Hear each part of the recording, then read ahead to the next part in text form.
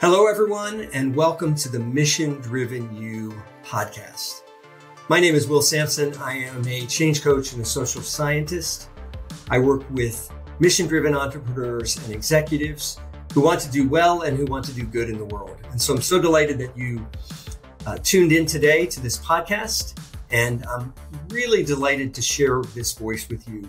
Dr. Miluna Fausch is the author of Uplevel Your Communication, Evolve Your Presence and Speech to Change Everything. And boy, did we talk about changing everything. We talked about archetypes of communication, the power of communication, how to find your voice.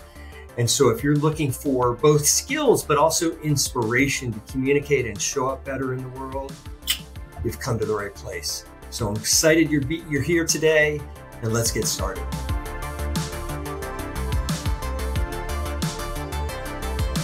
Well, welcome, Dr. Miluna Fausch. So glad to have you here. It's my pleasure. Hello, hello. And you know that we focus a lot on interdependence, how we help each other succeed.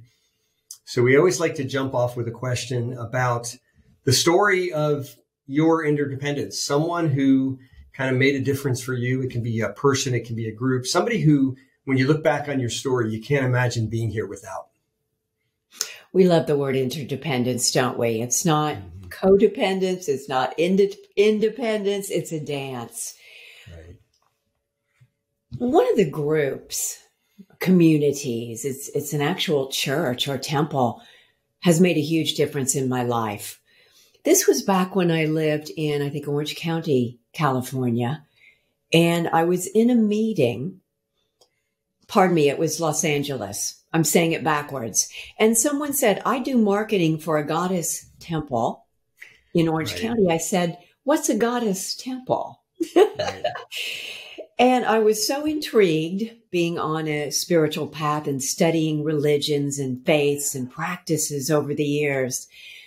I drove to Orange County and I ended up in an industrial complex near John Wayne Airport, believe it or not.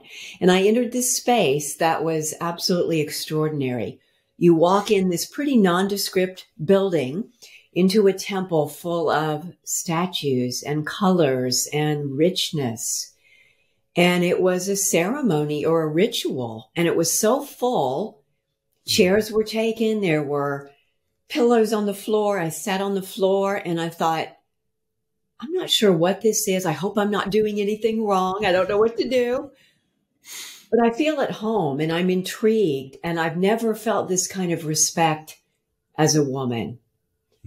And so I became a member, and the founder is one of my dearest friends. The art of having a community believe we're all one, and you can come in your own faith or no faith. You believe in a bigger purpose, and we believe that the divine feminine is the creator.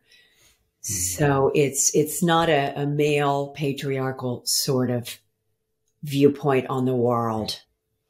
That changed my life.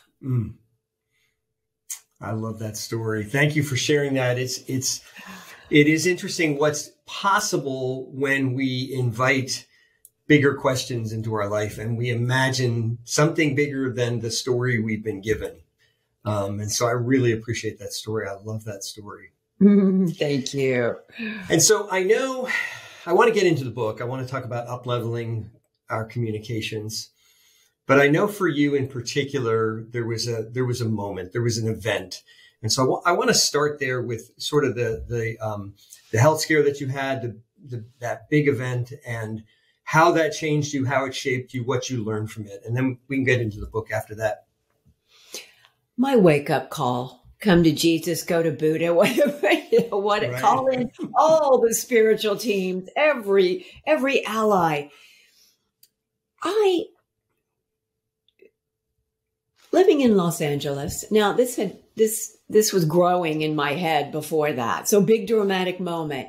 We discovered a benign bone tumor this big right here in my head, right in my ear, into my brain lining. My face became paralyzed. And so most of us don't go around thinking, got a tumor in my head. Right. I had dentists say it's TMJ, nothing to worry about. Really upsetting when I think back that no one actually looked or paid attention to what was happening. You can see the growth on the side of my head in pictures.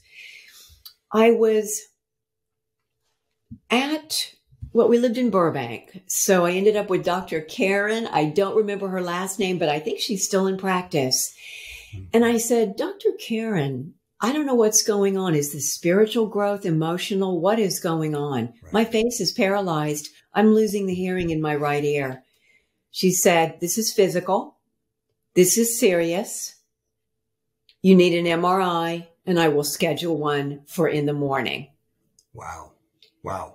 And so there it was. And that explained everything, as you can imagine, because I did have a feeling of airheadedness. I know, don't say it. Vertigo, equilibrium, eye drooping, mouth drooping, can't chew properly, can't really eat, constant tearing. I'm in trouble. Yeah. I thought, my gosh, can I still be a musician, a singer, an actor, a coach? Wow, losing my hearing and having a paralyzed face. Right. So, burst into tears. Then I got a hold of myself because that's how I roll. Called everybody I know and I said, I don't know if you believe in God or any sort of spiritual thing, but I'm going to ask you to pray because I need help. This is serious. And I got busy planning how I was going to handle that. Yeah. Yeah. Wow. And how did that change? I mean, to me, that's a story of incredible personal empowerment. Like, how did you take control? Because so often we get blindsided by things that happen to us, medical issues, psychological trauma, things like that we didn't see coming. And for many, even some of the people I coach, that's just the end of the story. Well, that happened and I couldn't do anything about it and it was over. How did you take control? How did you take control of your life, take control of your healthcare? What did that look like for you? Yes. One important thing is I never said, why me? I hear people say that, and that's almost for me in a communication realm. Well, then why not them? Or is it okay for someone else? I think we want to be very mindful of that. It was me because I chose some big lessons in this lifetime. I know I have some big sacred contracts in place. It was there to teach me I had to take care of myself. I had to get rid of my self-anger. I had to move beyond my abusive birth family and all those people that said, you can't do that and you'll never amount to anything, was a favorite of my mother. So we see that the wounds that causes. And I called on all my holistic practitioners. I even called in a feng shui expert. I changed my name. I realized I needed to lighten up and change my resonant frequency. I spoke with the surgeon that we ended up hiring at the House Ear Clinic. Phenomenal place in Los Angeles, St. Vincent's Hospital. They only operate on ear or head. That is their specialty. We spoke of, I actually said, Dr. Slattery, what kind of music do you like? And I believe he said classic rock and roll or something like that. I said, well, can we play that in the operating room? Because I want you so happy when you're in my head. Right. I want you so happy. Yeah. And I said, I'm going to request that you and the nurses and everyone in there, because I had three neurosurgeons in my head. I know, I'm dramatic. And I want to ensure nobody says anything while I'm under anesthesia, the most suggestible time.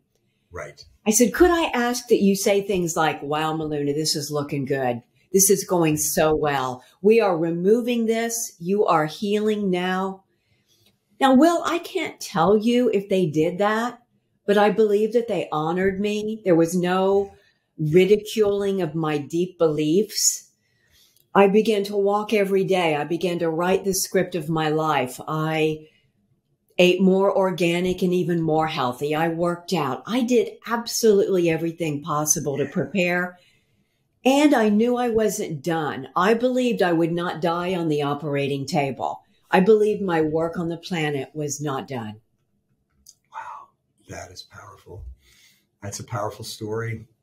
And what has happened? We're gonna come back. There's a couple points that I want to come back to in the overall story, but like, how has that experience changed the way you show up in the world? Changed, sort of what you think is your contribution to the world? How did it change you? It changed the way I think about communication, which is what I say my business is. Right.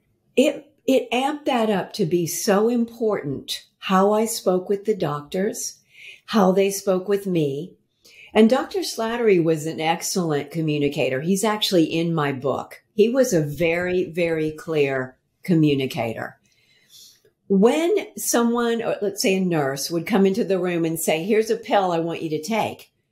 Well, I would say, what's that for? Right. Well, this is for, I think one was for constipation, a little bit of a joke there. And I said, I'm not having that. Right. I don't need that. Well, we need to speak with the doctor. And I would say, do you want to speak with the doctor or shall I? Wow. It became so important for me to be that strong and be my own advocate, because our healthcare system in this country, the United States, is based on illness. Right. Not wellness, not healing. I had to advocate to go outside. They did not want me to go outside. I realized later it was because of liability issues. I said, I will not be suing you. I will sign a paper. I was so incensed by that. And I realized because I had literal drains coming out of my head, I maybe looked scary to some people. See, I didn't care because I was alive. I didn't care. Right. Absolutely. But the hospital staff had that viewpoint. And Will, it hurt my heart. It hurt me so bad. Yeah. I realized most of my friends had flew the coop. They were fair weather friends only. Right. Because we're not comfortable with mortality or death or illness. What a shame that we don't understand that and have language. It just amped up how important I think our communication is. Mm-hmm. And Spirit said to me, you're not done with show business and you're not done with some of these things. And I got more training. I became a medical intuitive. I got a PhD. It just furthered my education. Yeah. But the niche and what I do just continued to be narrower and narrower to work with leaders on intentional, purposeful, up-leveled, heightened communication and presence. I love that. I love that. What, it's interesting because I don't know many other people who had an experience of changing their name in adulthood. I actually did as well when I was 30 years old. And so I'd love to tell that. I'd love to hear that story. What's that story? Why was that important to you? Oh, thank you. My birth name is Melinda. And it wasn't that I didn't like that. People say, well, what's your real name? Again, that's not the correct question. What's your birth name is the correct question. And I was using Melinda Titus Fausch as my name and my stage name. And the feng shui master said, it's too heavy. And I said, oh. Yeah. I began walking and meditating and doing things. And Luna came to me, the goddess of the moon. I am the sign of Cancer. We're all about high emotional intelligence. I'm ruled by the moon, as most of us actually are in some cases. And then it just became, actually the me part was do, re, mi, believe it or not. People don't know that. It was a musical term. And when I said Luna, and then I said, oh, Miluna, that has music and rhythm and grace and flow and beauty. And that's how it became Miluna. I love that. I love that story. That is such a great story. And it has such a depth of meaning, and the word, that the story itself and now your name itself is part of what you communicate out into the world. And so I love that. And we're going to talk about communication. I do want to drill down on one other idea that you brought up, because it's something that's been important for me. And, a lot of the people listening to this are mission driven. They're trying to figure out how to, do well and do good in the world. But this idea of social contracts, which you brought up before, I want you to spend a little bit of time on that, because, it's important to, as we try to grow in the world, as we try to make a contribution in the world, oftentimes it's these social contracts, these things that we got maybe from our parents or our grandparents, things that we got from our culture. What are social contracts, and why was it important for you to feel that you could move beyond them? Yes. For me, it's sacred contracts that we agreed to before we came back in another incarnation. And the social contracts is the conformity. We're taught to identify with the physical, right? The body identity, not our spiritual identity, not the 80% of who we really are. So as a woman, I was taught you'll get married and have children. And I thought, well, I don't know if I'm going to do that or not. Right. Maybe I will and maybe I won't. Right. I literally had someone say to me, the purpose of a woman is to bear children. I thought, oh, you did not just say that to me, but he did. Right. And so, wow. I think it's probably, let me say it this way. I think it's a daily practice for those of us moving through our contracts and the big things we've chosen. And why did we choose that? To learn who we are and what we're here to do. And so on a daily basis, I challenge my small little thinking and my little ego protector that says, oh, this isn't working. Oh, who do you think you are? Why are you doing that? Why are you spending time on that? Right. And Will, and to our listeners, I just got to the point, no kidding, 3 or 4 months ago, I realized I had never spent a considerable amount of time, because I'm an achiever, I'm a driver, I'm a manifester, really understanding what makes me happy. I was raised, you work hard and you go to church and school, get married, have kids, and you live a small little life. Right. Happiness was never discussed. And so with my coaches now, I'm working on, does that make me happy? Does that lift my energy? Does that strengthen my voice and influence and impact in the world? Or am I going to stop doing that? Right. I'm here to tell you I've stepped down and resigned from several things recently. Right. I love that. I love that story. And it resonates well with my experience, Miluna, because I think like you, I'm sure we have some similar backgrounds. And I always had this sense that everything was supposed to be hard. Yes. Like, oh, I got to work on it. I got to grind it out. What if we just had fun? What could we do in this world if we just said everything that we do we should enjoy? Like, how would that change our perspectives? It shifts everything, doesn't it? It does. If we will give ourselves permission to be in joy and happiness, of course we're going to expand everything, our business, our money, our love, everything will get so much better. Right. I love that. So there's a particular event, this traumatic event, and now you're taking your background as a musician, as an actor, as a coach, and now helping people up-level their communication, which is the title of your book. And we'll put a link to the book in the show notes. But unpack the concepts in the book for us. It's up-level your communication, evolve your presence and speech to change everything. Tell us about the book. Tell us what we need to know that's in that book. Yes. Chapter 1 is the story. Some of you've now heard it, so you'll read about communicating with compassion and how to do that for yourself and others. There is a book on archetypes, my archetype system. There is a book on a chapter, Delight Your Audience. Yeah. A chapter on build real, my word is real relationships. I love to make up words. There's a lot of words that I make up and create in my book. And by the way, let me share with all of our audience here. Yes, you can change your name, and yes, you can make up words and create things. Please do that. I give you permission to rock your world. Yeah. At the end of each chapter I guess I have three master questions to go deep into your own life. Am I doing that? How can I turn up my voice? How can I build my business? The voice is your brand, in my opinion.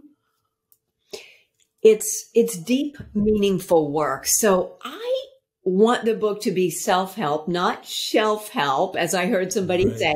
I don't want you to put it on yourself. Shelf. Right. Please read it. Doesn't matter where you start. Start any chapter that grabs you. Write in the book. Take notes. Make it your own. Refer to it.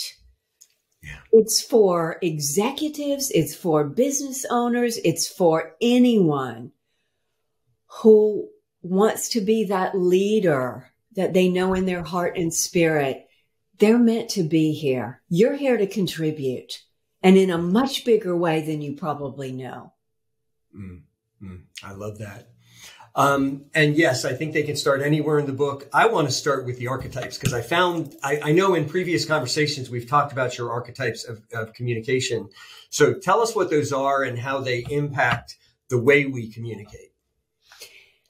I discovered or figured out, channeled the 4 archetypes based on my training with the Goddess Temple and in the Goddess tradition.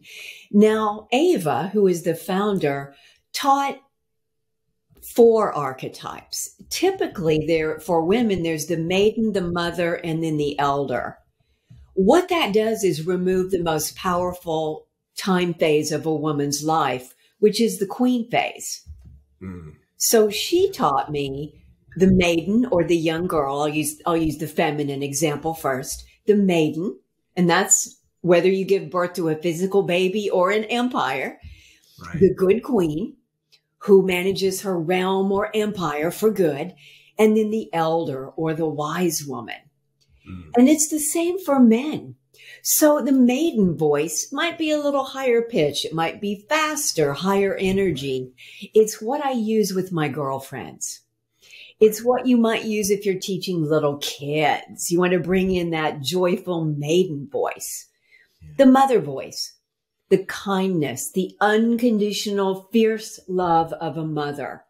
Maybe you need to let someone go at your company.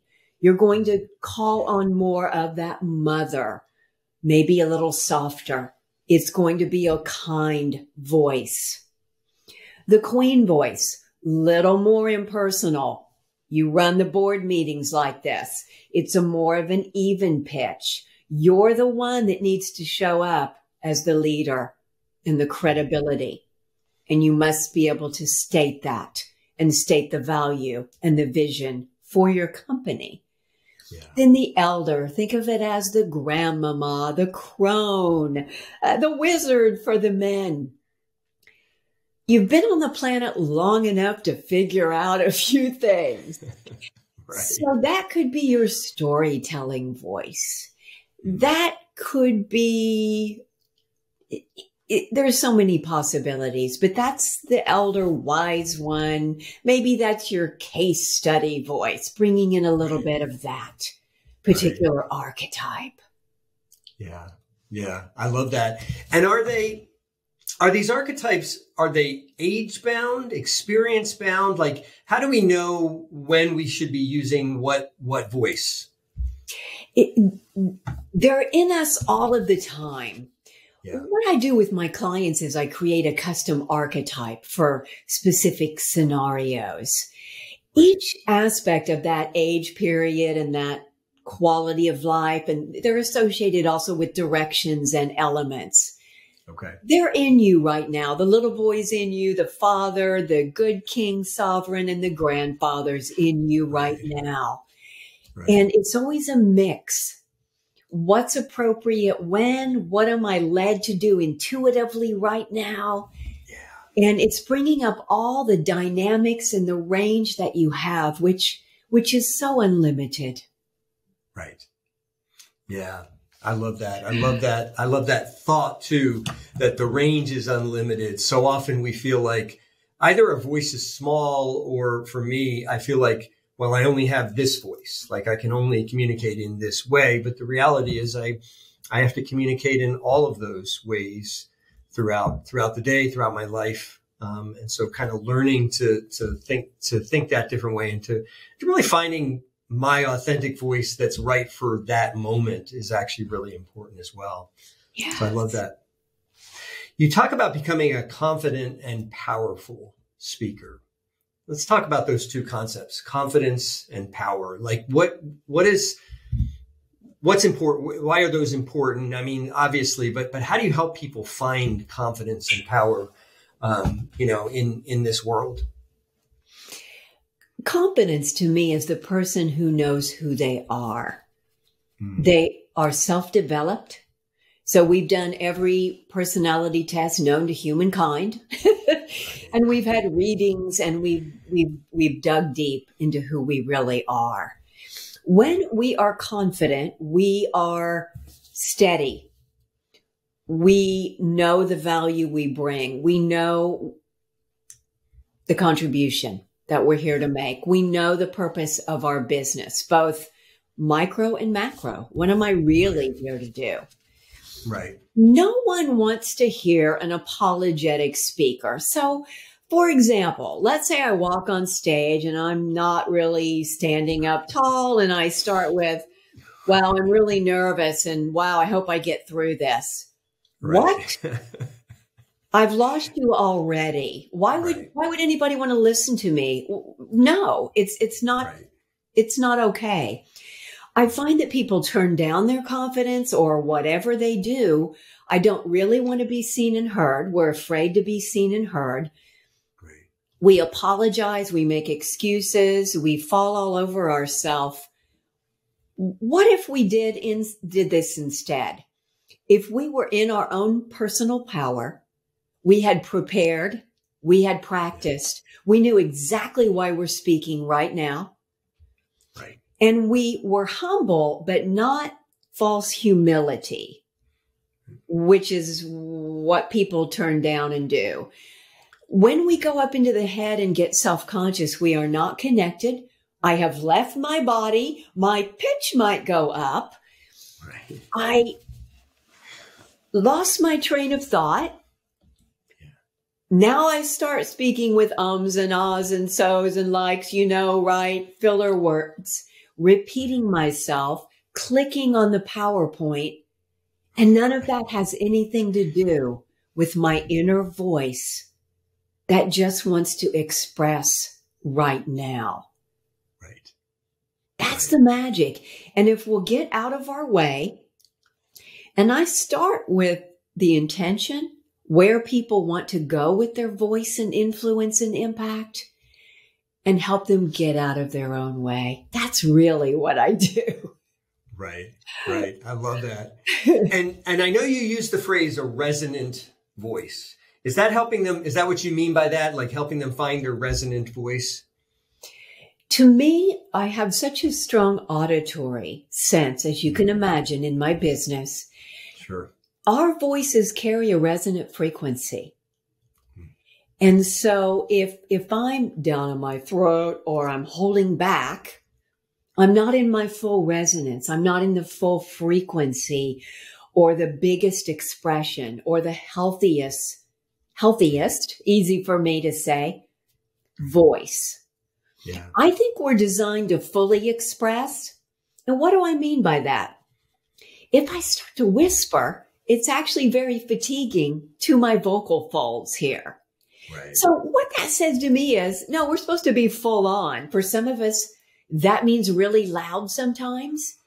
I still practice being really loud to remember that I can. Right. and that I have the whole range. And so when I help someone and when they begin to understand that voice at a whole nother level of dimension and resonance, everything changes and the voice becomes rich and deeper and we can feel it. Yeah. I love that. Talk us through maybe the typical, and I realize no client is typical, but talk us through sort of the typical journey of a client who comes to you. Like, who are they and how do you walk them through? What's the journey they walk through in working with you as someone who's going to help them up-level their communication? Yes. A lot of the folks are in senior management. They want to move up to C-suite or they want to be promoted within C-suite or get a new job that's better suited to them elsewhere. Right. A lot of them are more engineering folks, more introverts. So they want to have more ease. They definitely want camera technique. They want to move beyond the stumbling and the filler words and feeling stiff. Right. A lot of them want more ease and flow, a better way to say that with clarity, especially in American English. I have a lot of folks who are born in other countries. Now, it's not accent reduction. That is not what I do. It's being understood and being at the level of influence you want to be. Yeah. It's how to make a presentation saying what you need to say. What really matters in that presentation? How do they prepare for the presentation? How do you do a 30-minute versus an hour? How do you know what to speak about? How many slides or pictures? And how to tell a story. Yeah. As you can imagine, it's also how to connect to the audience. Right. Some of them need help with choreography. What do I do with my body on stage? And of course, on a big stage, it's different. Right. If you're virtual on camera, it's different. You need to know the sensibilities. Some folks want to media interview better. How do I show up on a podcast better? Some folks literally want a voice. I had at least 2 men who wanted more gravitas in their voice. They wanted to build a deeper, more masculine, sexy, powerful voice. Yeah, I get that. That's great. That's great stuff. And yeah, because I think, I do a lot of work in the tech space and a lot of my clients are tech entrepreneurs and yeah, they, you are needed. Please, whoever I can connect you to, I would love to. But I also, speaking of entrepreneurship, a lot of the people I work with and a lot of the people who listen to this podcast are people who I describe at the intersection of doing well and doing good. And so they want to do well. They want a profitable business or they want to, succeed. They want even if it's a nonprofit, they want it to be sustainable, to be resilient. But they also want to leave a better world behind. And I know that you're very motivated by this and sort of the way you think about helping people find their voice has a lot to do with, helping people find their voice for good. How do you help people find their voice for good? It comes from a place of their own energy, that inner authority, and helping them refer more to that in their intuition. So when I work with a client, it may literally be that I will suggest 3 or 4 ways of saying something. That's one of my superpowers. I can hear the resonance of what needs to be said. And then I will say, now, Will, go try that on. Go test that. Which word is your word? Which way feels the most natural and easy coming out of your mouth? Yes. We work on mindfulness practices, meditation, being still. And I say that you're still and caffeinated at the same time. So I'm able to stand very still in the microphone. I learned this from singing and acting. Yes. Right. Yeah. And yet you feel so empowered. That energy is flowing through you, but you're in a very calm state at the same time. You know why you're here. You know what you're here to say. And you're turning up that resonance so that you will have the most impact for good. So it's mostly our delivery. But in shamanism, our words are literally magic. So I invite us to think of every word we literally say. Is it big enough? Meaning, does it resonate high enough? Is it confident enough? I don't mean literally long and big, but is really that the word? We get out the dictionary. Do we need to look that up? What's that word really mean? Do we understand what it means? Is it intentional? Is it purposeful? Do you feel bigger when you say it? Yeah. So thinking of doing good in the world, when you say that, do you feel bigger? Those are the keys. Those are some of the keys to knowing if your voice is starting to shift and amplify your mission, your movement on the planet. Yeah. Yeah. What I love so much about what you just shared. Here's one of the things though, that really stuck in my head as you were describing it is I imagine people come to you because they want technical skills. I want to be able to technically know what to do when I'm on a podcast or when I'm on a Zoom call or when I'm in front of an audience. And yet I also heard you talk about the work of the spirit, which is the meditation, the grounding, the finding yourself. How important is that work, the work of the spirit, to having a resonant, authentic voice in the world? Absolutely key. Yeah. Absolutely key. Because once you get the technical down, once I show them how much eye contact on camera, as you said, all those technical things, how long do you really need to prepare and practice? Right. And it's a little different. It's very concierge work and custom. But once we gain the confidence with the technical parts, oh, she said to be on camera 93% of the time. That allows us to relax into our spirit and who we really are. So there's a reason we rehearse for 16 weeks before we put up a show. We rehearse with the costume and the high heels and the light and the microphone. And we've studied voice, in my case, since I was 7 or 8 years and years and years. I still have a voice coach in LA, my own coach. Right. Once you have that foundation, now you can be in the moment and free to fully express because you know what the heck you're doing and you knew how to prepare and get here. And now, to me, you can be that divine expression that only you can be. Yeah. Yeah. And does that relate to delighting your audience? I think it does, but yeah. It sure does. Thank you for asking that. How many folks do you know never have fun? And no, too many, unfortunately. Too many. And I believe we alluded to that earlier, did we not? Right. Some of my clients, I had a couple, I literally had to teach them how to have fun when public speaking. Because if you're not going to have fun public speaking, please don't public speak. Right, because nobody's going to have fun listening to you, that's for sure. It's not going to be any fun, is it? So maybe you find someone else at your company. If you don't see yourself doing this in a fun and meaningful way, delegate it to someone else.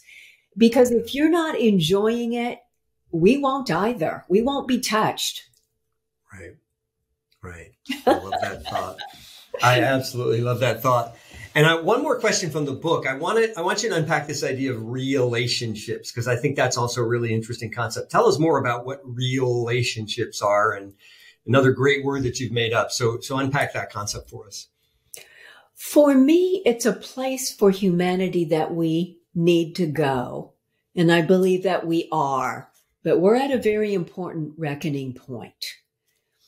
Real relationships means that you want to speak to and resonate with the best clients and customers for you. Not the most, probably not quantity, but quality. It means that you want to spend more time asking those deep questions and getting to know them. And are you actually the best company for them? It means moving beyond nothing but tech and moving beyond transactions, because we're all tired of transactions and feeling like we don't matter. We're tired of calling a company where you're on hold for 20 minutes and you're switched 3 and 4 times and you repeat what you said 3 and 4 times. And for the life of me, I cannot understand why companies will not make that front and center. Right. Hire people who love customers. You'll train them in what they can do. Give them the authority to take action and do what the customer needs and make it right.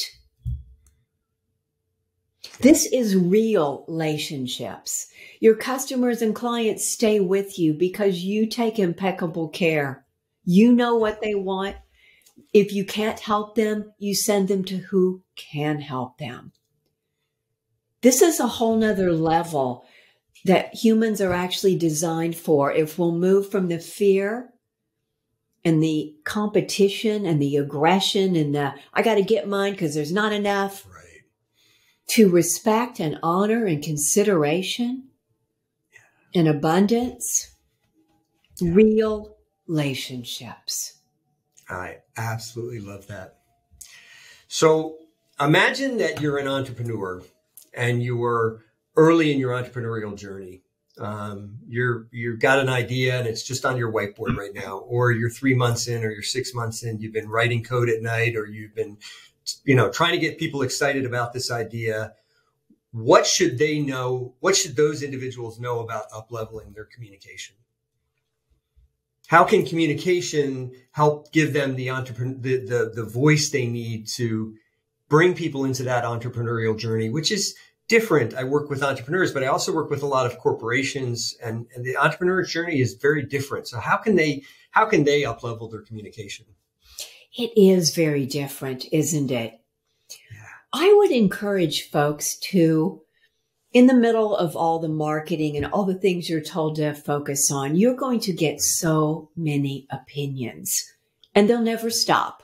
I have people telling me what to do on a daily basis, whether I ask for it or want it. It's going to happen.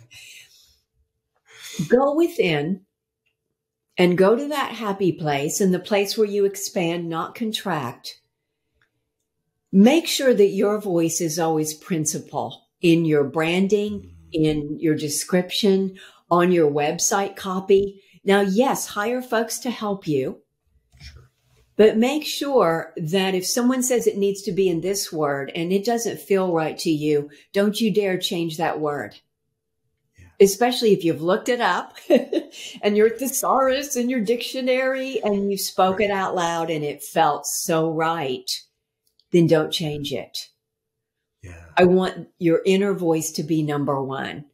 I know most of my life I put other people's voice and opinion above my own. And I have paid the price dearly, the consequences. I'd invite folks to write down, what do you want your voice to say? What does your company stand for? And what words could you use that express what you just said and what you know in your heart? Yeah. I love that. You and I both know Vishen Lakhiani, and in his book, I think it's in The Buddha and the Badass, he encouraged you to find the words, the value words that you want to be seen as, you want to show up as in the world. And that has been just such a critical exercise.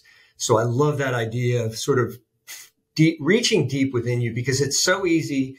It's certainly true for executives as well, but certainly with entrepreneurs, it's so easy to get wrapped up in this idea. What should I be so I can raise capital, so I can sell my products, so I can be whatever, so I can achieve some goal outside of me.